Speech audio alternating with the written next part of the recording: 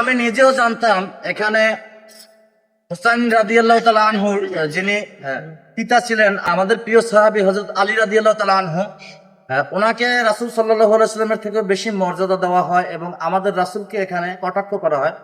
তো এই যে ছেলেটা একটু আগে যে ফাতিহা দিল, আমি আশ্চর্য হলাম। সে তো আমাদের মতোই দুরূদ ইব্রাহিম পাঠ করলো, সে তো পবিত্র কোরআনের আয়াতুল কুরসি পাঠ করলো। তো সে কেন আলাদা, সে কেন শিয়া, সে কেন বিহারি, কেন এই মত পার্থক্য করা হয় এবং কেন তাদেরকে এই সমাজ থেকে আলাদা বা একটু বাঁকা চোখে দেখা হয়? কি কারণে? আসলে কারণটা কি? সে তো আমাদের নবীর দুরূদই পড়তেছে, সে তো আমার আল্লাহর কোরআনই পড়তেছে, সে তো আয়াতুল কুরসি পড়তেছে, সে তো সূরা ইখলাস মানে আল্লাহর একাত্মতাবাদ স্বীকার করতেছে। তাহলে কেন তারা শিয়া, কেন তারা বিহারি, কেন তারা আলাদা? এই সমাজের কাছে আমার এইটি প্রশ্ন রইল।